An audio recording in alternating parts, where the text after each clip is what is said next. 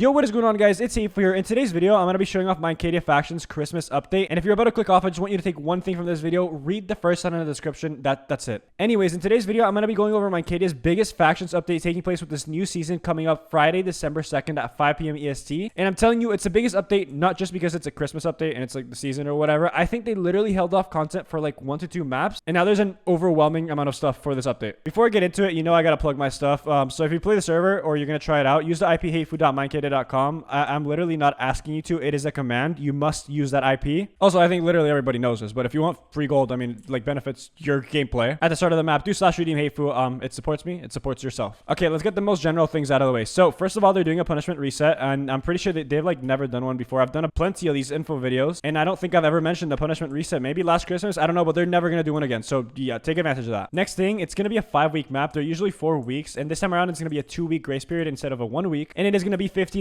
factions with 5 extra spots, and there's gonna be no allies and no truces. Pretty small faction sizes. I'm not gonna lie, I'm pretty worried about my spot in Turkey time, or I mean, it's gonna be called Christmas time now. I'm talking about the faction that I'm gonna be playing with, by the way, or hopefully playing with. But anyways, getting into the features. So FTOP is gonna be looking different this time around because they're actually going off of FTOP points instead of FTOP value. Previously, it was all about the value or how much spawners do you have, whether you raid or not, and it excluded a lot of the PvP aspect of the server. What this revamp is doing is introducing FTOP points, which are separate from FTOP value. So now FTOP points are going to be the thing that determines the factions that win at the end of the map. As you can see right here, these are based off of FTOP points. That's the top statistic right there. And you can obtain FTOP points through stuff like Koth captures, kills, boss kills, dungeon completions, voyage room completions, more PvP oriented stuff. But if you do have FTOP value number 1, which is right here, you generate FTOP points every hour. And this also includes for number 2 and number 3, by the way. Now, I explained how to get points. The way that you lose points is by actually just, like players dying, or if your core gets raided. The faction core is also something new to my Arcadia, and what it is, it's a block that sits inside of your base, and when you get raided, the faction raiding you can break the core and steal 33% of your FTOP points. Honestly, I like this revamp a lot because,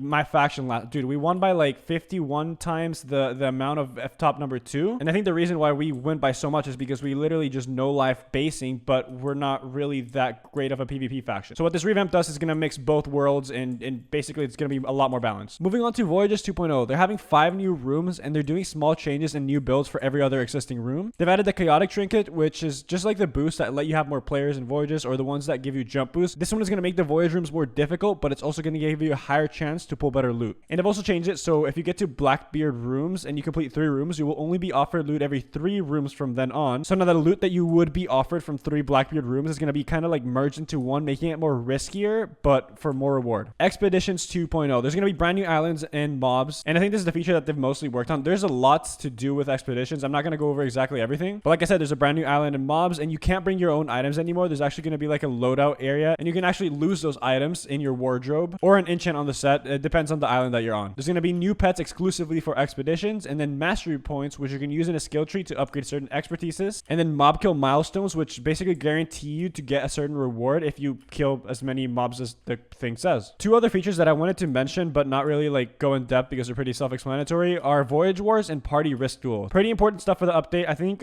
Voyage Wars, which is just basically competing against like other groups of people in a voyage, seeing who gets further, and then Party Risk Duel is pretty self-explanatory. The Voyage Wars are going to be released like I think 2 weeks into the map. And remember, everything that I went over right now is just features. Like there's a lot of changes that are going to be happening in game that you should probably be aware of. I'll put them on your screen right now. But once again, the full detailed log is in the description. Once again, please use my IP HateFoo.myarcadia.com and /redeem HateFoo. I'm going to be on SOTW that Friday, so it'll make me sad if I don't see people doing my redeem. But okay, bye.